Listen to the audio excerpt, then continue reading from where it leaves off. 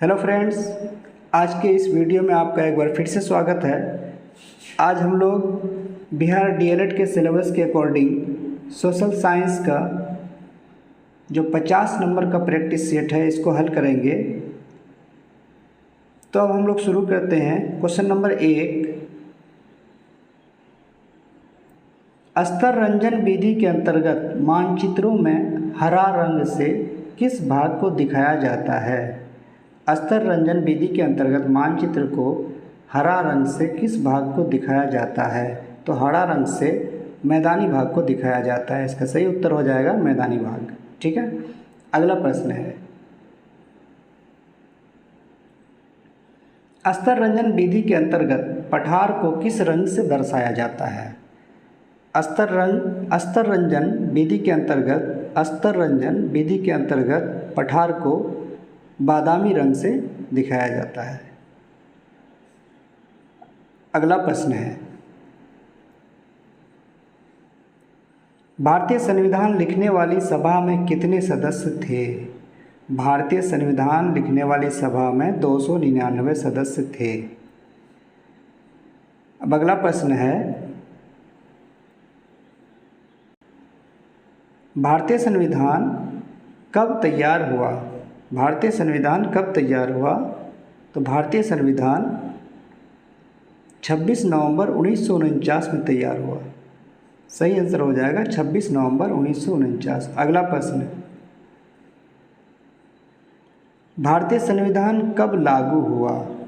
भारतीय संविधान 26 जनवरी 1950 में लागू हुआ। 26 जनवरी 1950 में लागू हुआ।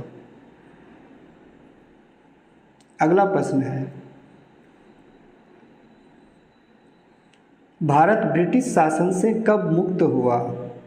भारत ब्रिटिश शासन से कब मुक्त हुआ? 15 अगस्त 1947 को भारत ब्रिटिश शासन से मुक्त हुआ। इसी दिन हम लोग हर साल जो है 15 अगस्त को इसलिए क्या करते हैं, स्वतंत्रता दिवस के रूप में मनाते हैं। अगला प्रश्न है, सन 1931 में कांग्रेस का अधिवेशन कहाँ हुआ? सन 1931 में कांग्रेस का अधिवेशन कहाँ हुआ? तो कांग्रेस का अधिवेशन कराची में हुआ था। 1931 में कांग्रेस का अधिवेशन कराची में हुआ था।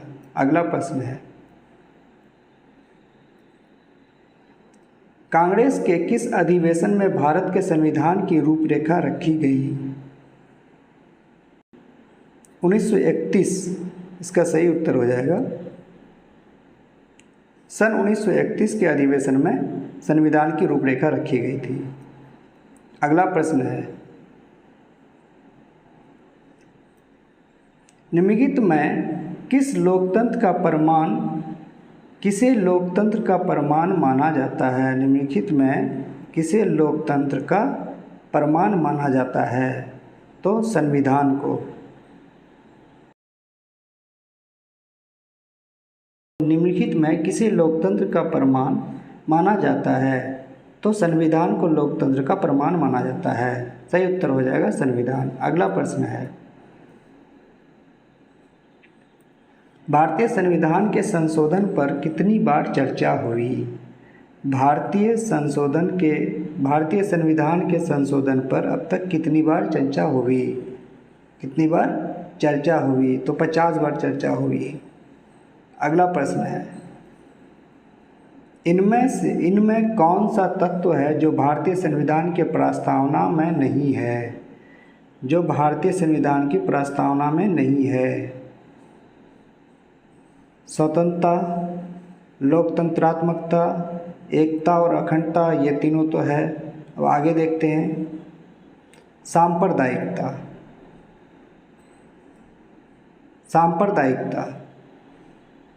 सांप्रदायिकता भारतीय संविधान में नहीं है। अगला प्रश्न है, दक्षिण अफ्रीका में अश्वेत रंगीन चमड़ी वाले और भारतीय मूल के लोगों ने रंग भेद प्रणाली के खिलाफ कब संघर्ष किया? तो इसका सही उत्तर हो जाएगा 1950 में। 1950 सही उत्तर हो जाएगा 1950। सही उत्तर हो जाएगा 1950। अगला प्रश्न है, नेल्सन मंडेला को कितने वर्षों तक जेल में रखा गया था? तो नेल्सन मंडेला को 28 वर्षों तक जेल में रखा गया था। सही उत्तर हो जाएगा 28 वर्ष। अगला प्रश्न है, दक्षिण अफ्रीका को किस वर्ष स्वतंत्रता मिली? दक्षिण अफ्रीका को किस वर्ष स्वतंत्रता मिली? तो इसका सही उत्तर हो जाएगा 1994। दक्षिण अफ्रीका को 1994 में स्वतंत्रता मिली, आज़ादी मिली। अगला प्रश्न है, दक्षिण अफ्रीका के राष्ट्रपति कौन बने? दक्षिण अफ्रीका के राष्ट्रपति कौन बने? तो दक्षिण अफ्रीका के राष्ट्रपति नेल्सन मंडेला बने। वहाँ के राष्ट्रपति नेल्सन मंडेला बने। अगला प्रश्न है, भारतीय संविधान निर्माण करते समय कितने दिनों तक गंभीर चर्चा हुई? भारतीय संविधान निर्माण करने के समय जो है कितने दिनों तक गंभीर चर्चा हुई? तो इसका सही उत्तर हो जाएगा 114 दिनों तक। संविधान निर्माण करने से पहले इस पर जो है 114 दिन तक चर्चा होगी। अगला प्रश्न है, भारतीय संविधान को कितने खंडों में प्रकाशित किया गया? भारतीय संविधान को कितने खंडों में प्रकाशित किया गया? तो भारतीय संविधान को 12 खंडों में प्रकाशित किया गया। अगला प्रश्न है, किस संशोधन के द्वारा वयस्कता की उम्र को 21 से घटाकर 18 वर्ष कर दी गई? पहले वयस्कता का उम्र 21 साल था, उसके बाद उसको घटाकर 18 साल कर दिया गया था। तो ये 66वें संशोधन में किया गया था, जो 1989 में हुआ था। 66वां संशोधन, जिसमें 21 साल से 18 साल कर दिया गया था। अगला प्रश्न है,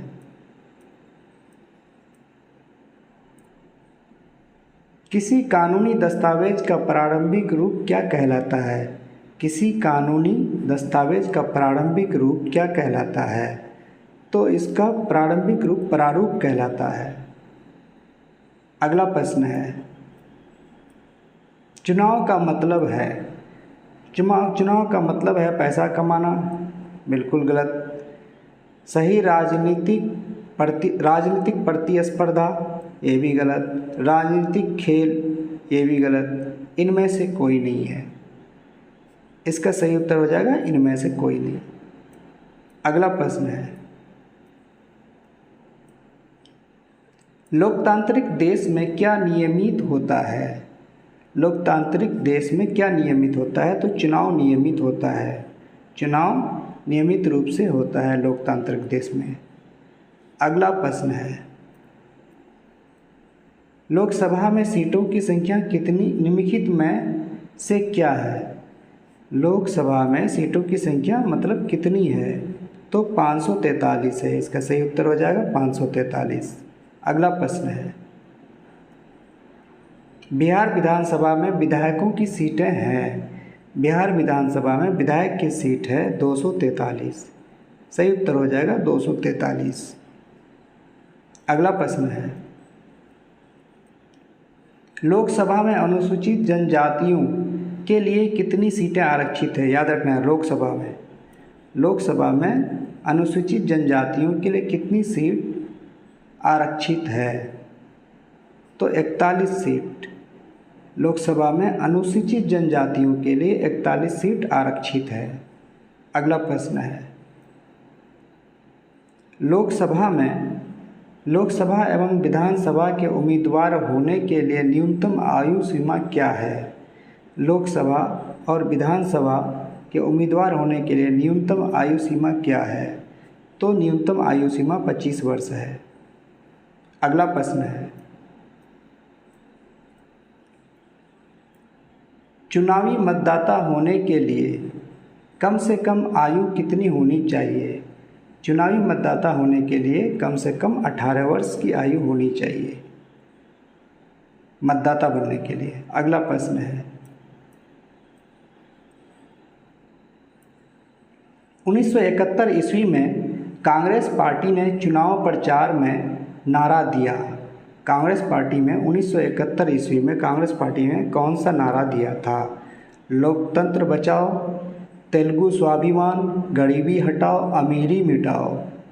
तो गरीबी हटाओ का नारा दिया था। कांग्रेस पार्टी ने गरीबी हटाओ का नारा दिया था। अगला प्रश्न है, 1977 ईस्वी में जनता पार्टी ने देश भर में नारा दिया था। 1977 में जनता पार्टी का नारा था। जनता पार्टी का क्या नारा था? लोकतंत्र बचाओ। 1977 ईस्वी में जनता पार्टी ने देश भर में नारा दिया था कि लोकतंत्र बचाओ। अगला प्रश्न है, एक संविधान सभा का उम्मीदवार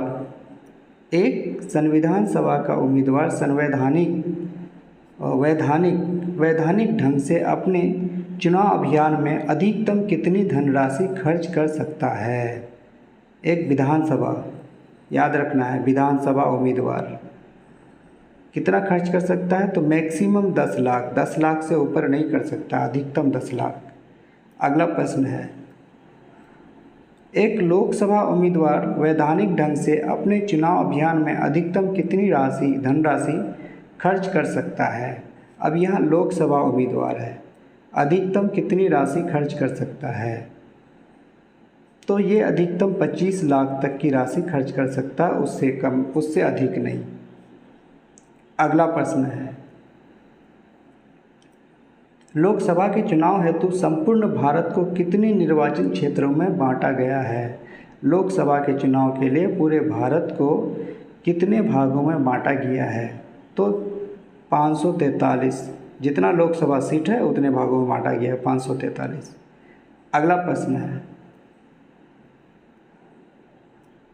चुनाव प्रचार में निम्नलिखित में से किस पर प्रतिबंध नहीं है? किस पर प्रतिबंध नहीं है?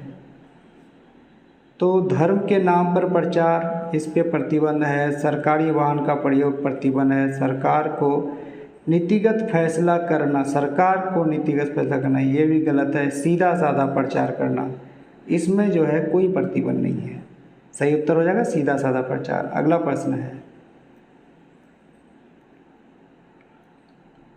लोकसभा में अनुसूचित जातियों के लिए कितनी सीटें आरक्षित हैं? अब यहाँ पे लोकसभा में अनुसूचित जातियों के लिए कितनी सीटें आरक्षित हैं? तो 79 सीटें, 79 सीट, यानी 79 सीटें क्या है? आरक्षित है अनुसूचित जनजाति के लिए। ठीक है। अगला प्रश्न है, बिहार विधानसभा में अनुसूचित जातियों के लिए कितनी सीटें आरक्षित हैं? तो बिहार विधानसभा के में अनुसूचित जाति के लिए कोई भी सीट अब आरक्षित नहीं है। इससे पहले थी, जब बिहार और झारखंड अलग हुआ तो वो जो है जाकर के 0 हो गया। जब बिहार और झारखंड एक जगह था तब फिर अनुसूचित जाति के लिए जो है लोकसभा सीट, ये विधानसभा सीटें थी, अब जो है 0 हो गया है। अगला प्रश्न है, नीतिगत फैसला निम्नलिखित में से कौन लेती है? नीतिगत फैसला निम्नलिखित में से कार्यपालिका लेती है। कौन लेती है? कार्यपालिका। अगला प्रश्न है, राजनैतिक कार्यपालिका का प्रधान कौन होता है? राजनैतिक कार्यपालिका प्रधान कौन होता है? तो राजनैतिक कार्यपालिका प्रधान प्रधानमंत्री होता है। अगला प्रश्न है, भारत के राष्ट्रपति द्वारा संकट काल की घोषणा निम्नलिखित में से किस वर्ष हुई? भारत के राष्ट्रपति द्वारा संकट काल की घोषणा निम्नलिखित में से किस वर्ष हुई? इसका सही उत्तर हो जाएगा 1975 ईस्वी, इंदिरा गांधी के समय में। 1975 ईस्वी में इंदिरा गांधी के समय में। अगला प्रश्न है,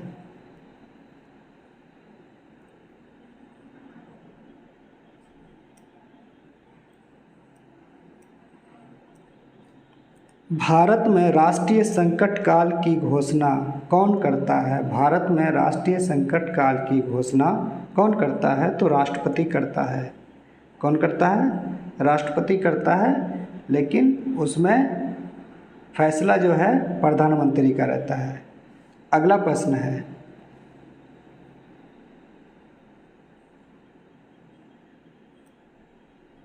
राष्ट्रपति का चुनाव होता है तो प्रत्यक्ष रूप से, अप्रत्यक्ष रूप से, दोनों रूप से, दोनों ढंग से, इनमें से कोई नहीं। प्रत्यक्ष अप्रत्यक्ष किसको कहते हैं? अगर जनता अपने द्वारा किसी को चुनती है तो उसे प्रत्यक्ष रूप से कहते हैं। तो राष्ट्रपति को जनता नहीं चुनती है। अगला क्या है? अप्रत्यक्ष रूप से, जिसको जनता द्वारा चुने गए जो प्रतिनिधि होता है उसके द्वारा जो है राष्ट्रपति का चुनाव होता है, तो इसे अप्रत्यक्ष रूप से कहेंगे। अगला प्रश्न है, राष्ट्रपति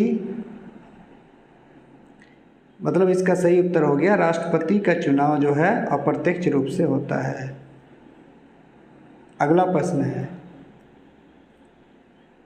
उपराष्ट्रपति का चुनाव होता है तो उपराष्ट्रपति का भी चुनाव जो है अप्रत्यक्ष रूप से ही होता है।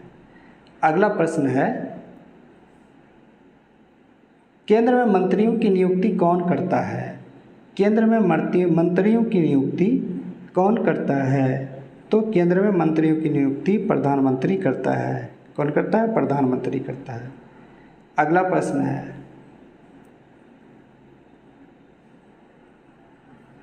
केंद्र में कानून बनाने का कार्य कौन करता है? केंद्र में कानून बनाने का कार्य विधायिका करता है। विधायिका। अगला प्रश्न है, राज्यपाल की नियुक्ति कितने वर्षों के लिए होती है? राज्यपाल की नियुक्ति 5 वर्षों के लिए होती है। सही उत्तर हो जाएगा 5 वर्ष। अगला प्रश्न है, बिहार राज्य लोक सेवा आयोग के अध्यक्ष की नियुक्ति इनमें से कौन करता है? बिहार राज्य लोक सेवा आयोग के अध्यक्ष की नियुक्ति इनमें से कौन करता है? राष्ट्रपति? नहीं, बिहार का राज्यपाल करता है। न्यायाधीश भी नहीं होगा, मुख्यमंत्री भी नहीं होगा। बिहार का सही उत्तर हो जाएगा बिहार का राज्यपाल। अगला प्रश्न है, बिहार विधानमंडल के कितने सदन हैं? बिहार विधानमंडल के 2 सदन हैं। सही उत्तर हो जाएगा 2। अगला प्रश्न है,